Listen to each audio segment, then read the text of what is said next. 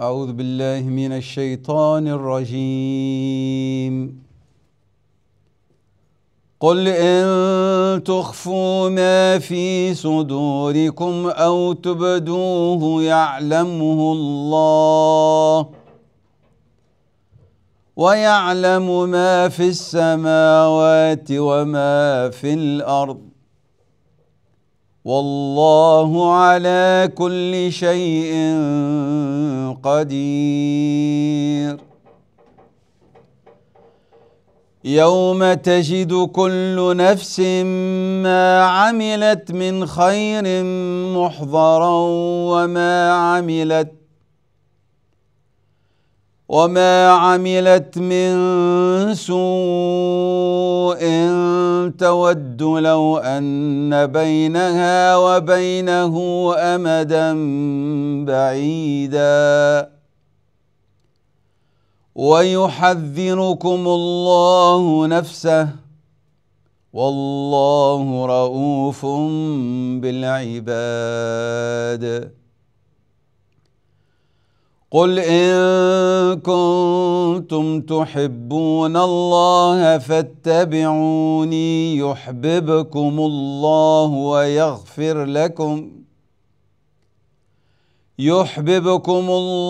ويغفر لكم ذنوبكم والله غفور رحيم. قل أطيعوا الله والرسول فإن تولوا فإن الله لا يحب الكافرين. آمنت بالله صدق الله مولانا العظيم. أعوذ بالله من الشيطان الرجيم. بسم الله الرحمن الرحيم وصلى الله وسلم وبارك على سيدنا محمد وعلى آله وأصحابه أجمعين. رب اشرح لي صدري ويسر لي أمري واحلل عقدة من لساني يفقه قولي. سبحانك لا علم لنا إلا ما علمتنا إنك أنت العليم الحكيم. اللهم انفعنا بما تعلمنا وانفع بنا وزدنا علما يا رب العالمين. اللهم فقهنا في دينك واجعلنا من عتقائك من النار ومن المقبولين. Nous allons, Inch'Allah, dans cette petite intervention inaugurale, parler de l'importance de la méditation du Coran.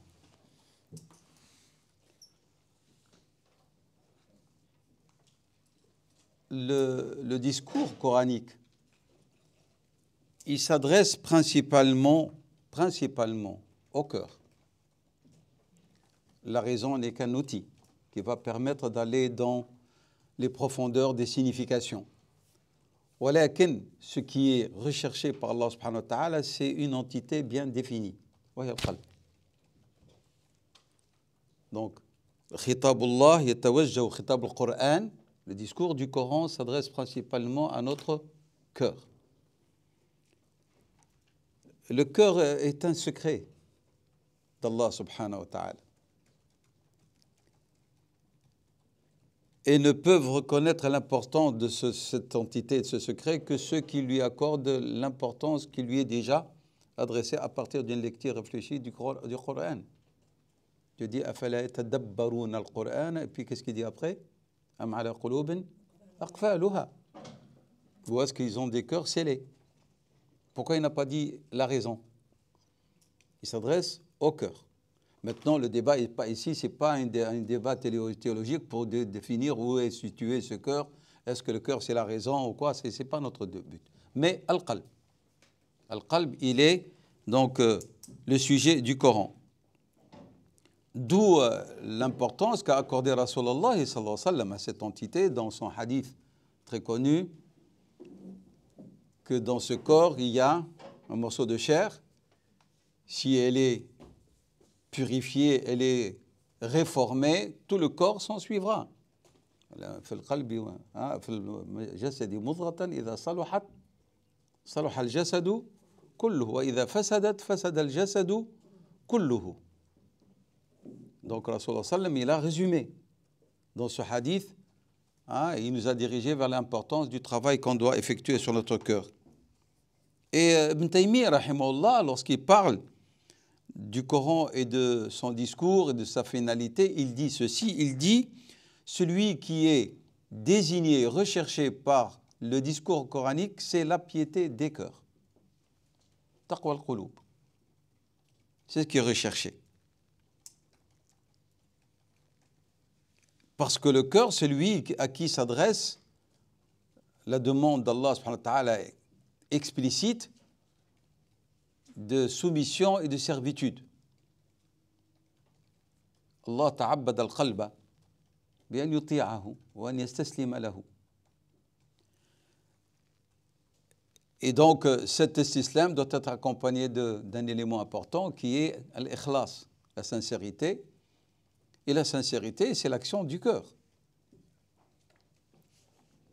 C'est la clé de toute acceptation.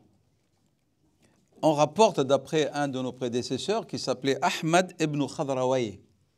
Ahmad ibn Khadrawayh, il a dit « Les cœurs sont tels des ustensiles dans lesquels on va déverser quelque chose. L'u'a, dans lequel on déverse quelque chose.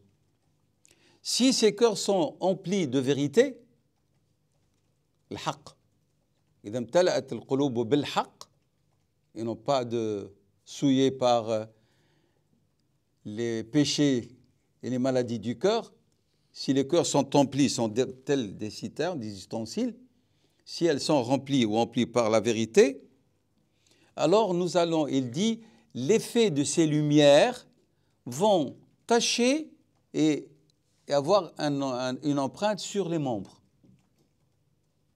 Donc c'est l'état du cœur qui va définir l'attitude de vos membres. Donc il dit al-qulubu aw'iyah, un ustensile dans lequel on va déverser quelque chose. Si ces cœurs imtala'at bil haqqi, qu'est-ce qui va se passer? Il a dit adharat, ces cœurs vont montrer par quoi? Par l'abondance de la vérité qu'ils contiennent, une abondance de lumière qui va affecter et laisser une empreinte sur les membres. C'est clair? Et au contraire, si ces cœurs sont remplis de mensonges, de péchés, alors ces cœurs vont être remplis de quoi? D'obscurité. L'opposé de la lumière. Et cette obscurité va avoir un effet, une trace sur les membres. C'est ça l'importance. Ce qui m'importe dans ces éléments que je viens de citer, c'est que le discours du Coran s'adresse principalement à al-qulub. C'est ça que vous devez tenir, parce que c'est en rapport avec notre sujet.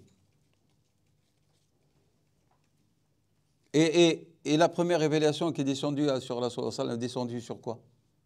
Sur son cœur, sallallahu alayhi wa sallam. Vous pouvez mettre comme référence la sourate, les poètes, les versets 193, 195, 193, 195. Et c'est pour cette raison-là que le cœur du prophète sallam a été préparé par les soins d'Allah subhanahu wa ta'ala à recevoir cette lumière. Lorsqu'il était petit, l'ange Gabriel qui est descendu et qui a retiré son cœur, qu'il a levé, il a enlevé une tache noire. Tathir al-qalb likay yas'a wa yastaqbil hadha an-nur. Et nous devons faire le travail, nous-mêmes, d'enlever ces taches noires, cette obscurité de nos cœurs, pour que notre cœur soit un réceptacle de la vérité, et donc il abonde de lumière. Et cette lumière, où est-ce qu'on la trouve? Dans le Saint Coran, Coran al-Karim. Le qalb a été cité à maintes reprises dans le Coran, à maintes reprises, vu son importance. Il a été désigné par le terme la poitrine, al-sadr. Alam nashrah laka sadrak, pour désigner le cœur. Et il a la question de... Donc on a ce qualificatif et cette description dans plus de 40 endroits dans le Saint-Coran. il a été, le cœur, qualifié comme étant l'élément fondamental pour acquérir at-taqwa, la piété. C'est le cœur qui permet d'atteindre le recueillement, le khushu'. C'est le cœur qui est le réceptacle de la guidance, le hidayah. C'est le cœur qui est désigné lorsque Dieu parle de quoi? Il parle de l'indulgence, de la clémence, de la compassion. C'est le cœur qui est concerné.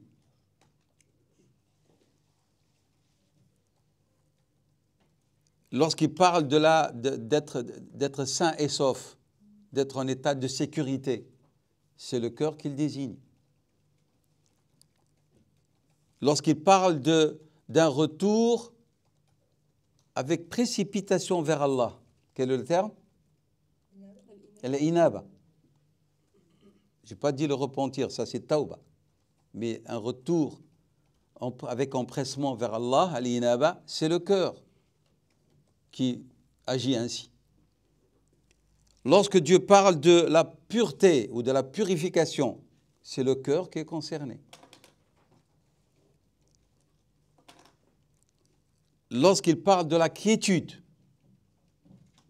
al-tma'nan, tuma'nina, c'est le cœur qui est concerné. Lorsque Dieu parle d'être dans un état d'oubli, le ghafla, la négligence, c'est le cœur.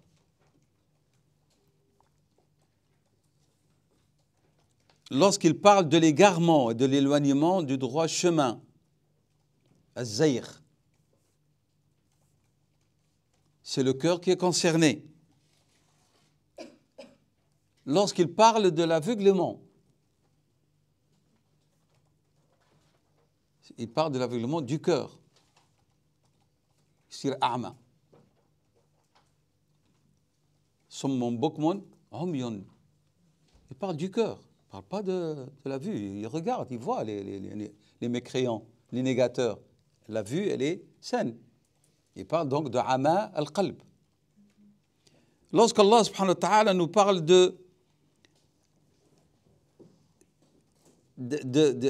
qu'il s'agit d'un membre qui est scellé, on en a parlé tout à l'heure, c'est le cœur qui est concerné.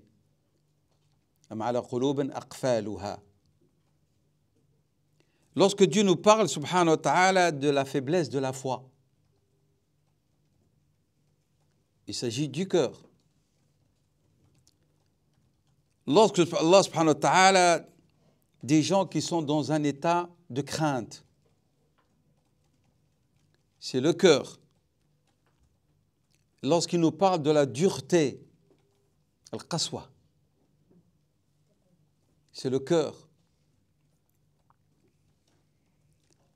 Lorsqu'il nous parle des gens qui sont dans un état de contentement et ils tombent dans un état de légèreté dans leur comportement, c'est le qalb qui est concerné. La mécréance et la négation, c'est le cœur. L'hypocrisie, c'est le cœur. La haine intense, al-ghil, c'est le cœur. Les suggestions de Satan ou de l'âme perverse, c'est le cœur, al-waswasa. L'orgueil, c'est le cœur.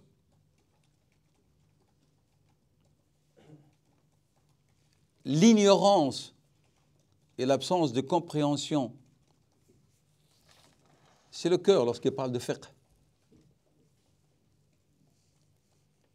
Donc, tout ce que je viens de dire ici, il y a des versets du Coran qui nous renvoient à cela. Si vous voulez, Inch'Allah, j'enverrai ça dans le cercle, tous les versets, avec ces dénominations, comme ça vous avez à quoi lier ces notions. Donc, ad-tadabbur, du point de vue langue, dont on parle ici, il s'agit d'examen. Il s'agit de chercher le sens profond du message que véhicule le terme, al-lafz,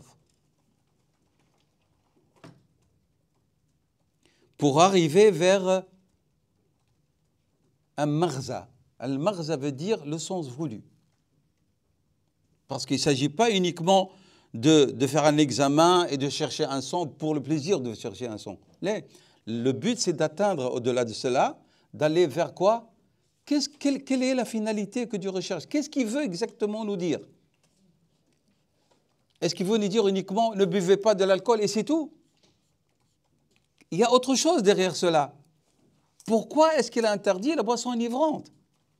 Nous, comme croyants, on ne doit pas s'arrêter au niveau de l'aspect canonique et de l'injonction juridique de ne pas faire.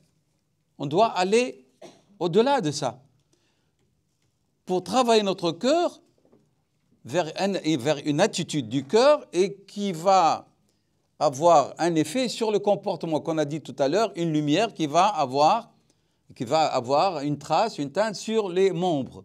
C'est ça le but. Donc le but, ce n'est pas d'avoir une compréhension intelligente, et voilà, j'ai compris les significations des termes du Coran. Et il y a des orientalistes qui connaissent les significations des termes du Coran, mieux que beaucoup de musulmans. Mais la différence entre l'un et l'autre, c'est là, il y a la foi, et là, il n'y a pas la foi. Mais la foi, elle va pousser le croyant et la croyante vers une attitude, un comportement, une conséquence à la compréhension différente. Donc, l'examen a pour but que vous atteigniez al-maghza, c'est-à-dire al-ma'na, al-ba'id, du sens que véhicule le terme, ou du discours divin, de façon générale. Et ça, on commence à vous donner une petite idée de ce que veut dire la méditation. On dépasse le sens vers autre chose. Vers autre chose, et là, c'est le cœur qui est concerné directement, pas votre intelligence. Votre intelligence, votre compréhension au niveau du sens littéral du terme, est une première étape. Elle est nécessaire. Mais ce n'est pas l'étape finale. Ce n'est pas ça le but. C'est clair? Il y a d'autres savants, ils ont dit c'est une réflexion, mais en vérité, tellement elle est prolongée, on va parler plutôt de contemplation. Parce que c'est un examen, c'est une réflexion, mais elle est prolongée. Elle n'est pas à la hâte. Le tadabbur nécessite un certain temps. Ce n'est pas à la hâte qu'on prend comme ça. Par exemple, nous voyons certains de nos prédécesseurs pieux, parmi les compagnons de Rasul sallam, ils passaient la nuit à répéter le même verset. Ils répétaient le même verset, comme Sayyidina Abu Bakr, Sayyidina Omar, Sayyidina Ali. On a des transmissions, des athars, il répète le même verset. Il est en train de faire des tadabbur. Et donc l'effet de cette lecture est devenu contemplation, ce n'est pas que de la lecture. Et alors, elle est en train de prendre de l'ampleur, jusqu'à ce qu'elle va toucher le cœur par un état de recueillement. Une attitude différente de nous qui lisons le Coran et on n'est pas touché. D'où l'erreur que nous faisons, nous, lorsqu'on lit le Coran, on va faire une khatma. On veut clôturer la lecture du Coran dans une semaine et un mois. Ce n'est pas ça qui est voulu par l'islam. L'islam ne nous a jamais demandé. Il définit un temps pour clôturer la lecture du Coran en entièreté. Vous pouvez rester 2 mois, 3 mois, même plus. L'important, c'est que vous lisez, vous comprenez et vous allez loin dans votre méditation, dans votre contemplation des sens. C'est ça le but. Tu lis. Lorsqu'on entend certains hanafites qui abusent, ils disent l'imam Abu Hanifa a clôturé tout le Coran dans une seule rak'at. C'est quoi ça? Abu Hanifa, est-ce qu'il a dit ça? Est-ce que les sources sont véridiques? Et quelle contemplation a-t-il réussi Abu Hanifa en lisant tout le Coran en une seule rak'at? C'est une lecture rapide, alors sans compréhension. Et nous ne croyons pas qu'Abu Hanifa, rahimahullah, avec son savoir et sa science, sa piété, il ferait ça. C'est clair? Donc, il y a certains qui ont dit c'est de l'examen, mais c'est un examen tellement prolongé, profond, ça devient plutôt de la contemplation. Donc, la contemplation, elle prend du temps. Je contemple le paysage, c'est pas en faisant comme ça que je tourne la tête. Je passe un certain temps. Que dire lorsqu'il s'agit du discours d'Allah subhanahu wa ta'ala nous a envoyé? Il dit, il faut aller chercher dilalat, les significations des termes et ce qu'ils suggèrent comme maqsad, comme finalité. C'est ça le but. Celui qui nous dit ça, c'est Habban al-Maydani, rahimahullah. Et dans son livre Qawa'id al-Tadabbur, et il a d'autres ouvrages aussi qui parlent de ça. C'est clair? Surtout lorsque la partie que nous sommes en train de lire et de contempler et d'y méditer porte sur l'exhortation, al-wa'af, al-mawa'af, où nous parle de la soumission totale à Allah subhanahu wa ta'ala, où traite de la question de la crainte de Dieu, où nous relate l'état de ceux qui vont être punis, les différentes scènes de châtiment, tout cela doit nous porter vers une lecture prolongée avec méditation, avec contemplation, pour que on espère arriver à cet état de certains compagnons qui dit, lorsque je récite le Coran, je me tiens dans la prière, je me vois le paradis à ma droite et l'enfer à ma gauche. Ça, c'est le fruit de la contemplation, de la méditation. Parce qu'il se met dans un état où les scènes représentées par le Coran deviennent réalité pour son cœur. Pour son cœur, deviennent réalité. Et nous, on est là pour s'inciter à s'exercer à cela. Hein. Petit à petit, comme on a vu dans les madarj, on est en train de cheminer petit à petit. Et je suis sûr que chacune d'entre vous et d'entre nous, on a réussi à acquérir des notions de madarj, comment est-ce qu'on peut purifier notre nafs et comment est-ce qu'on peut transcender. Et alors, on est plus attentif à la question de la méditation, à la question de tafakkur, de tadhakkur, de tadabbur, de la crainte de l'ghafla, de raja, tout ça, le sabr, comment est-ce qu'on doit le voir, zot, comment est-ce qu'on doit le voir. Donc, tous ces éléments, je suis sûr que certains d'entre nous, et j'espère que c'est tout le monde, on a été affectés par des points de cela et ça a un impact sur notre vie. C'est notre manière d'appréhender la vie, les biens terrestres et les relations humaines et tout. C'est ça le but. Et surtout notre relation avec le Seigneur. C'est ça le but. Donc c'est un effort qui est d'accord de notre esprit au début, ça c'est clair, pour atteindre les finalités suggérées par les significations des termes. دلالة النص بعدين نوصلوا في الأخير ماذا نصل إلى دلالة النص et leur impact sur notre cœur. Leur impact sur notre cœur. Et il y a une remarque, c'est que les versets dans lesquels nous trouvons où Dieu parle de tadabbur al-Qur'an, afala yatadabbaruna al-Qur'an, il nous parle de tadabbur. Ils disent, nos savants, ils ont été et sont venus sous la forme, le mode où Dieu a utilisé un verbe. Il n'a pas utilisé de nom. Fa'al. C'est comme s'il nous dit, faites cette action-là. On ne trouve pas de tadabbur formulé par un ism. Lorsque Dieu parle de tadabbur, il utilise un fa'al, un verbe. Et le verbe veut dire quoi? Une action. C'est un état où il y a actif. C'est ça que suggère lorsqu'on s'arrête au niveau de ces allusions directes ou indirectes du Coran. Donc, at-tadabbur, c'est quoi? C'est une fonction de l'esprit, ils disent, et une action Donc, ce n'est pas uniquement l'esprit en est concerné, on réfléchit. La réflexion. قالوا إذن التدبر هو, ils disent clairement, il dit هو وظيفة ذهنية. Une tâche, une fonction de l'esprit. وفعل من الأفعال. Et nous, le piège dans lequel on est tombé, je suis sûr, c'est qu'on a cru que c'est une question de réflexion. Et on s'est arrêté, on n'a pas compris qu'il y a un fi'l. Et c'est ça ce que nous allons voir, Inch'Allah, demain, où je vais insister que le tadabbur doit avoir un athar. Athar sur quoi? Sur suluk. C'est ça le tadabbur. Tadabbur, une fonction de l'esprit, mais aussi accompagné, et c'est ça la finalité recherchée, que vous ayez une action bien précise, bien définie. وفعل من الأفعال. Si on comprend ça, on va avancer vite dans notre manière de faire le tadabbur.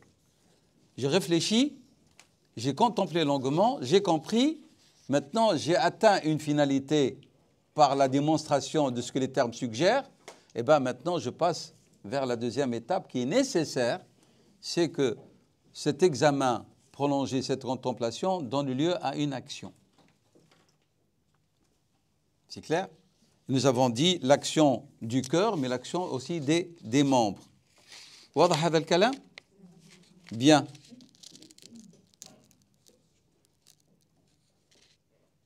Je ne vais pas entrer dans les détails parce que le temps il est très limité, mais on y reviendra, Inch'Allah.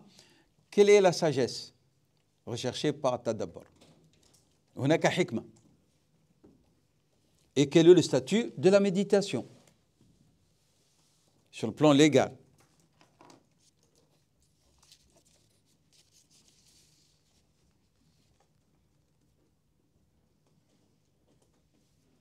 Chacun d'entre nous, Dieu lui a accordé des capacités.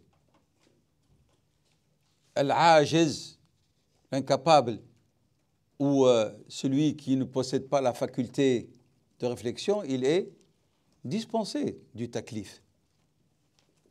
Mais celui à qui Dieu a donné les capacités pour réfléchir et agir, il est interpellé. C'est clair? Dieu nous a donné à tous des qudurat. Lesquelles ces capacités, on doit comprendre qu'elles doivent s'exercer. On doit les mettre en pratique. Dieu subhanahu wa ta'ala a traité d'ignorants des gens qui ont un bagage d'informations important. Fal-jahilu, dans notre définition, nous les musulmans, n'est pas l'illettré. On fait la différence entre l'ummi ou le jahl. Le jahl, c'est celui qui a des aptitudes, qui a des connaissances, il ne les utilise pas. Fawa jahl. L'imam al-Tabari, rahimahullah, Jarir al-Tabari. Et comme vous le savez, al-Tabari était shafi'ite. Même Jarir al-Tabari a dit, rahimahullah, Allah a incité ses serviteurs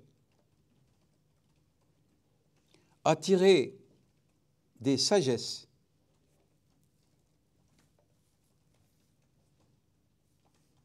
des exhortations et des preuves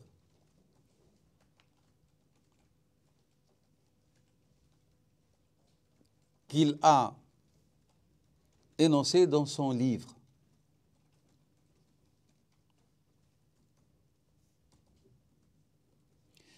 Cela prouve qu'il leur a été ordonné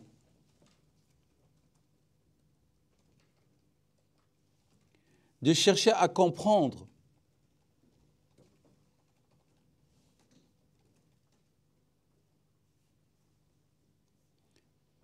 son discours qu'il leur adresse.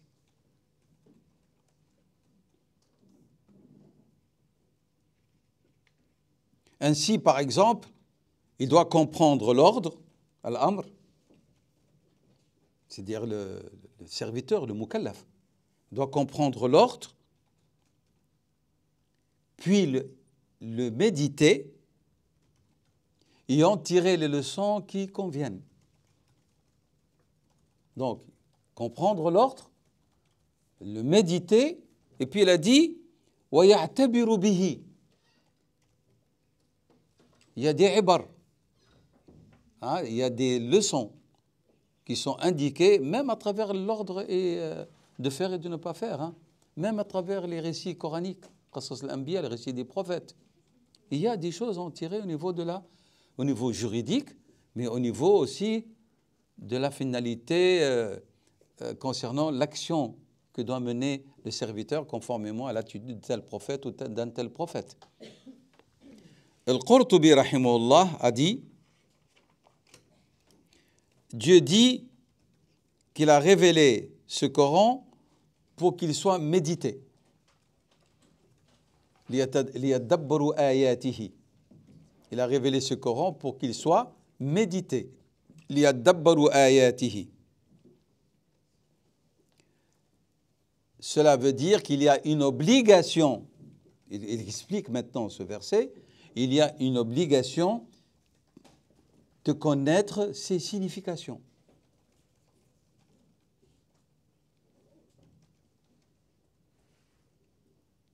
Mais aussi, ce verset indique qu'il y a obligation de méditer sur le Saint-Coran. هم فعل أمر باللام لام التأكيد ليدبروا. Prenons un autre juriste et exégète. On va prendre l'imam Zarkashi. Zarkashi, il est né en Égypte. Il était turc, d'origine turque. Un grand savant. Rahimahullah ta'ala.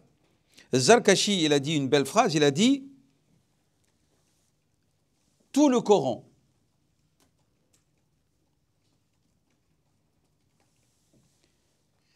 n'a été révélé par Dieu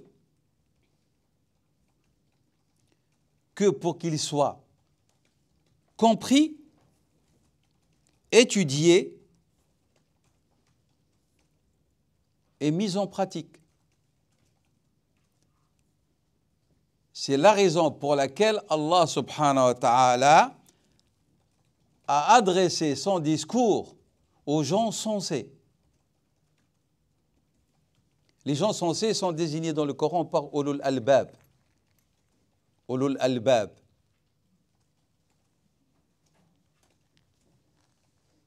Ceux qui raisonnent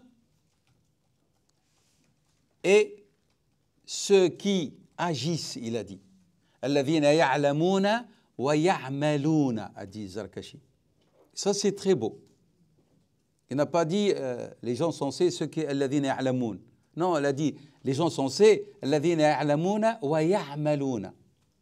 Ben oui, si vous avez compris et vous avez appris et vous ne pratiquez pas, vous êtes quelqu'un de sensé? Pas du tout.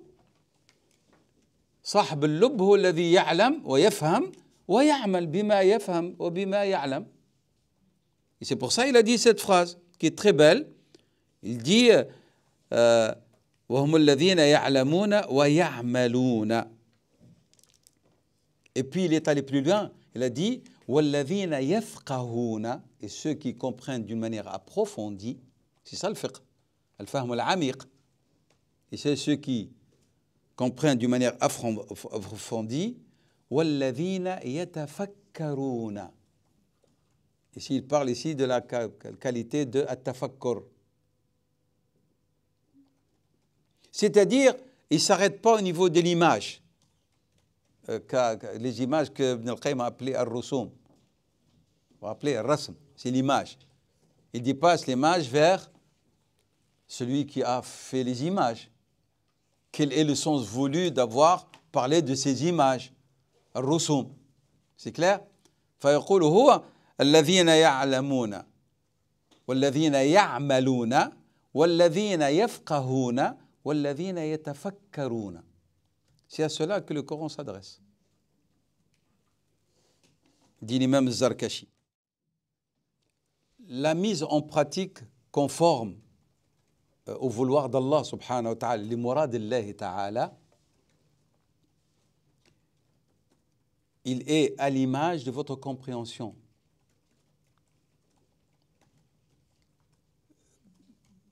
Conforme à ce que Dieu veut au niveau de votre pratique.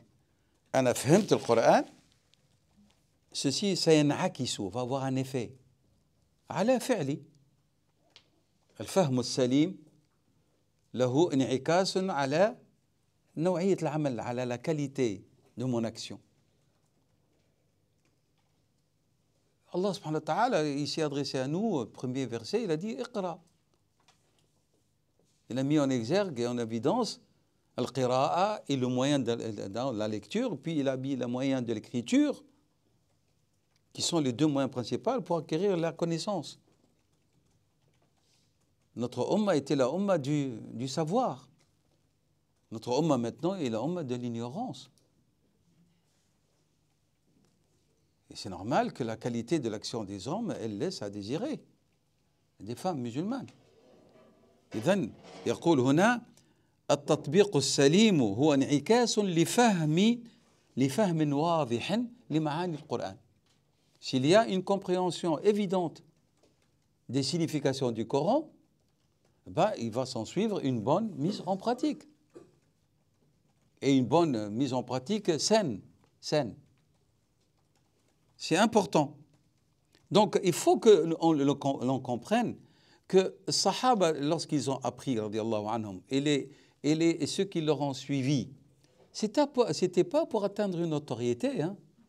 Leur but, c'était de comprendre le discours de Dieu et puis acquérir une connaissance pratique, comment est-ce qu'ils doivent procéder pour atteindre la proximité d'Allah subhanahu wa ta'ala.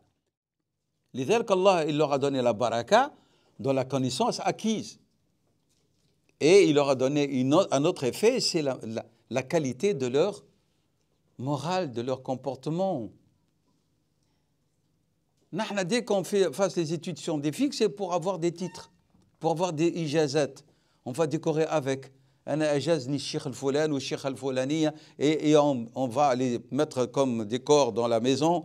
Hein, on est bardé de ijazat. Mais non, c'est pas ça le but. Le but, c'est l'ijazat que Dieu t'accordera le jour du jugement dernier. Comme a dit Ibn Rushd le père, je vous en ai parlé de cette citation d'Ibn Rushd. Ibn Rushd le père, il a eu un désaccord avec l'imam al-Qurtubi.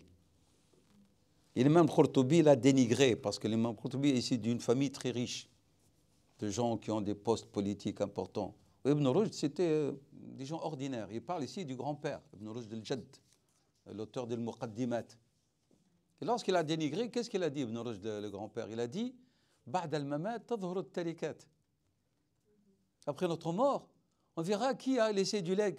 Veut dire quoi? Pour les générations et dont le nom va être cité à travers le temps. D'accord, on parle de l'imam Qurtubi. Mais le patrimoine de l'imam Qurtubi, grande partie, il est parti. On ne l'a pas. Le patrimoine de Ibn Rushd, de grand-père, est resté. Eh oui, Niya. La phrase, elle est très belle. Ba'd al-mamat tadhhur al-tarikat. C'est pas parce qu'on est vivant qu'on... Non. Après notre mort, qu'est-ce qui va rester de ce qu'on a acquis et de ce qu'on prétend avoir étudié et écrit ou enseigné? C'est ça qui va rester. Et c'est ça la finalité de Tadabbur. C'est pas être qualifié par des noms, par des titres, et c'est pas emmagasiner ou être chargé d'informations, mais la qualité de l'information, a-t-elle eu un effet sur ma conduite pour faire de moi quelqu'un qui a une conduite saine? Hein? Ici, vous devez savoir que Tadabbur va avoir un effet direct sur la vie de l'individu et de la société. Pourquoi? Parce que Tadabbur, disent nos savants, c'est la clé de toutes sortes de biens. Tadabbur, c'est la clé qui vous permet de vous réformer. Et bien sûr, d'agir, en l'occurrence, pour réformer la société, votre communauté, votre groupe. Vous ne pouvez pas agir en muslih alors que vous n'avez pas pu atteindre le salaire de votre nafs. Donc, at-tadabburu, c'est la clé, miftah. Li kulli khayr.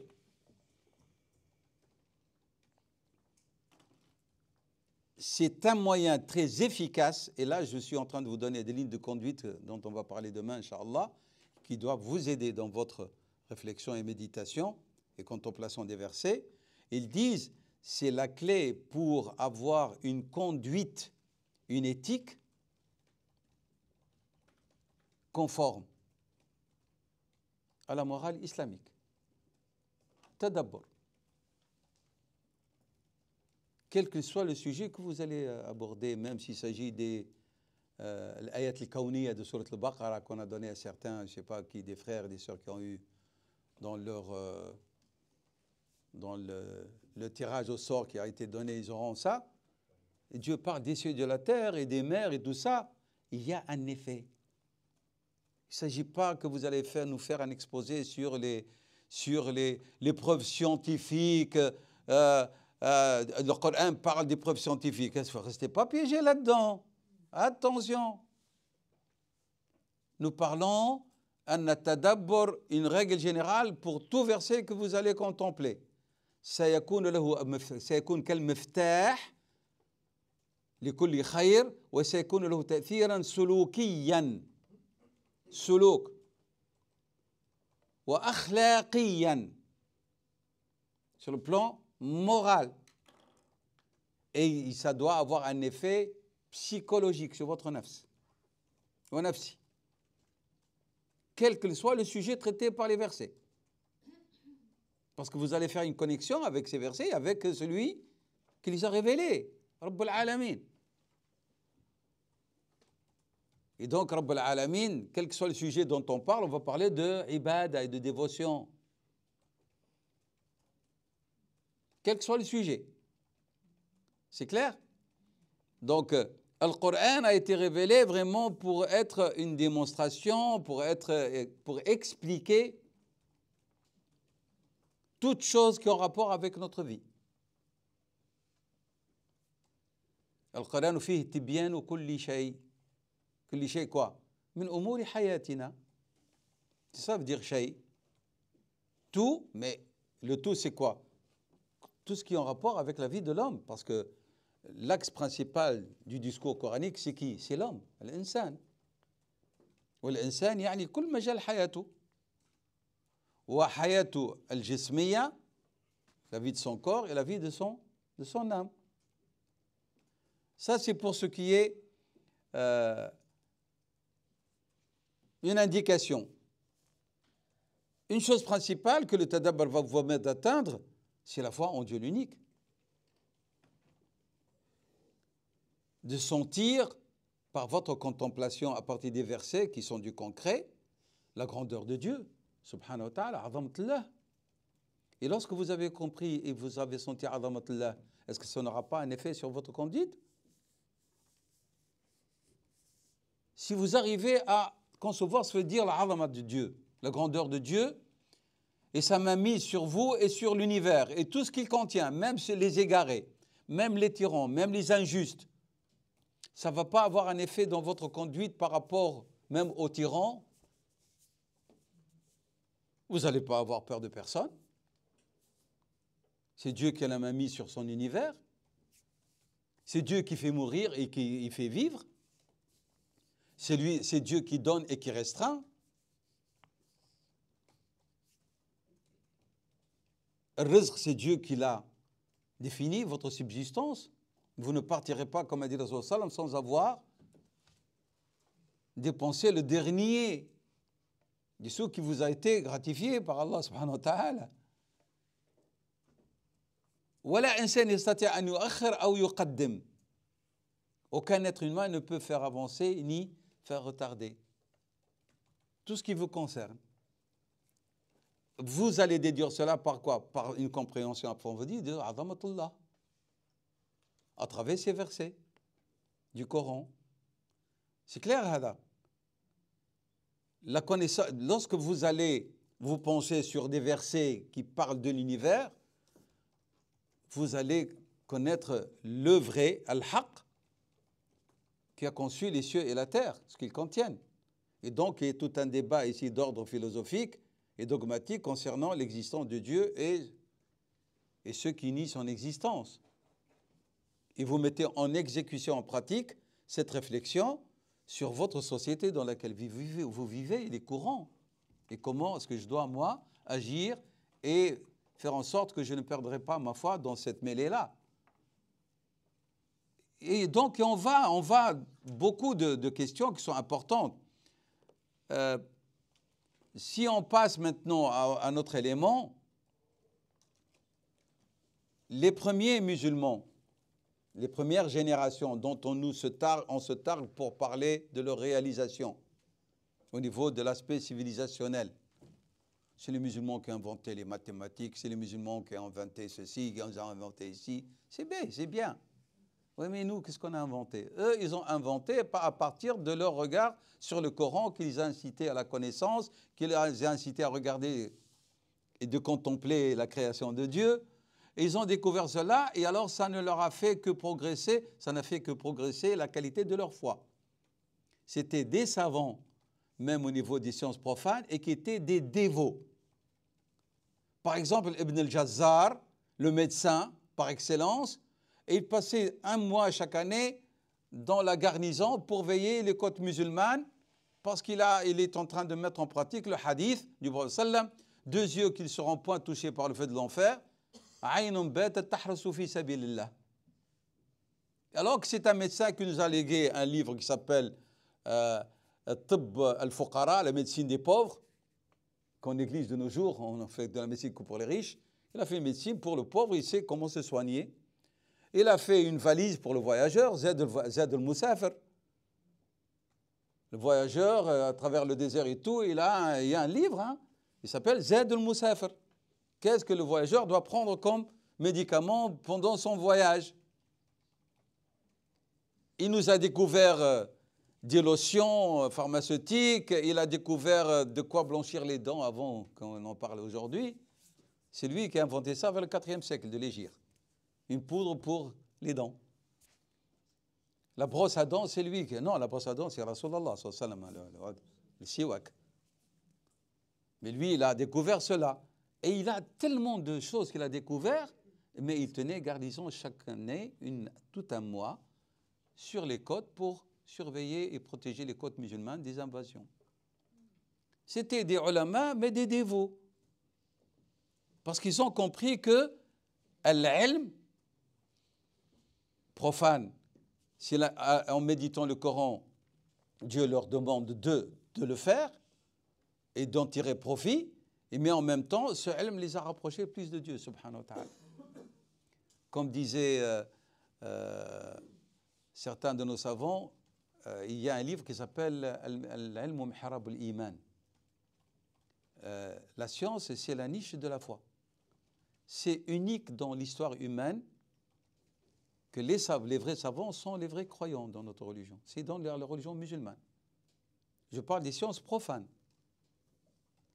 Parce que nos savants ont tiré une conclusion qui est véridique. Il n'y a pas de contradiction entre l'ilm et la foi en Dieu. Il n'y a pas. Mais comment est-ce qu'ils ont réussi à atteindre cette vérité? C'est parce qu'ils ont fait un vrai tadabbur qui a été d'une grande utilité. Je conclus avec un point. Quels sont les empêchements ou les obstacles devant un tadabbur de qualité? Je vais en parler en 2 minutes. Malgré l'importance de tadabbur dans la vie et ses effets sur la vie de l'individu et du groupe, nous constatons que beaucoup de musulmans ne font pas de tadabbur. C'est la réalité. Ils font de la lecture, ceux qui lisent. Mais la grande majorité, ils ne font pas du tadabbur. C'est la réalité, et la réalité des musulmans le prouve. Parce que si les musulmans, ceux qui peuplent les mosquées, ceux qui lisent le Coran, ceux qui apprennent le Coran, faisaient du tadabbur, on constatera l'état des musulmans, elle serait meilleure. Donc ça, c'est une preuve. Et donc, qu'est-ce qui empêche? Premièrement, le superflu de la vie de tous les jours. On a un regard porté plus important sur la vie d'ici-bas.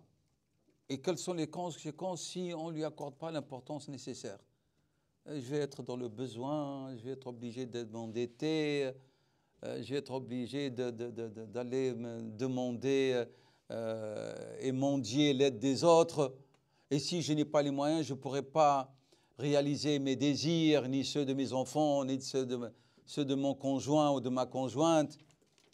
Donc, on fait de la lecture, mais notre esprit, il est plus axé et avec une réflexion plus intense sur la vie d'ici-bas. Ça ne marchera pas. Il faut qu'il y ait un temps de rupture. Le tadabbur, vous devez le faire, et c'est ce qu'on va vous dire demain, Inch'Allah. Il faut un contexte bien défini pour faire le tadabbur. Vous ne pouvez pas faire tadabbur devant la TV. Les choses soient claires. Vous ne pouvez pas faire le tadabbur et vous avez votre téléphone en main, en train de regarder les messages. Et vous avez le Coran et vous faites du tadabbur. Quel tadabbur?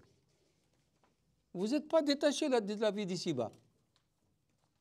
Le tadabbur doit être dans un contexte où il y a une rupture. Rupture totale. Inch'Allah qu'on arrive. C'est clair? Donc il faut avoir le courage de couper court toute relation avec la vie d'ici-bas lorsqu'on se met dans un état de méditation. C'est très important. C'est clair?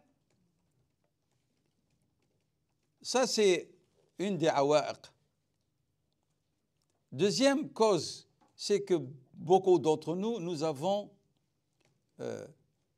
une image véhiculée par l'ignorance ou par les usages, l'a'raf, les coutumes de l'islam et de ses finalités. On confond l'islam avec beaucoup d'usages, beaucoup d'a'raf et d'ignorance. Ça, c'est aussi une autre cause. Troisième cause qui nous empêche d'avoir un tadabbur efficace, c'est un conformisme aveugle. On imite. On nous a dit, tel savant a dit, tel frère a dit, sans que ce soit qu'on a vérifié l'authenticité, il va rester de ce qu'il rapporte. Donc il y a taqlid al-a'ma, il y a les images fausses qu'on a dues aux usages, etc. de l'islam. Première, on a dit, c'est notre attachement permanent, où notre réflexion, méditation est axée sur la vie d'ici-bas. Alors que lorsqu'on fait le tadabbur, il faut rompre. Quatrième cause, et c'est la vérité, notre éloignement de la langue arabe. Notre éloignement de la langue arabe.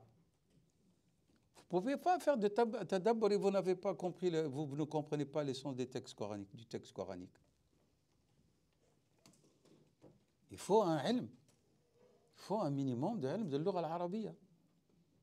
C'est la clé. Parce que ce Coran a été révélé en langue arabe pure. Il y a des gens qui n'arrivent pas à faire une méditation parce qu'ils sont orgueilleux. L'orgueil les empêche vraiment d'aller écouter ceux qui sont plus sensés, plus savants et qui ont réussi à faire de la méditation de qualité pour comprendre. Et c'est pour ça que Dieu a dit, subhanahu wa ta'ala, sa'asrifu an ayati. Je vais détourner de mes signes et de mes versets qui alladhina yatakabbaruna fil ardi bighayri al-haqq. Fattakabbur, natijatu que Dieu subhanahu wa ta'ala t'éloigne, te détourne et te prive d'une compréhension saine du Saint-Coran. La dernière, nous n'avons pas acquis une bonne méthodologie dans notre manière de traiter avec le Coran. ليس لدينا منهجية سليمة في تعلم القرآن وكيفية التواصل مع القرآن. On n'a pas acquis ça. Donc, tout cet ensemble d'éléments que je viens de citer sont des empêchements, des obstacles pour qu'on puisse avoir une saine contemplation et méditation prolongée du Saint-Coran. Wallahu a'lam. Wa sallallahu wa sallam wa barak ala sayyidina Muhammad wa ala alihi wa ashabi ajma'in.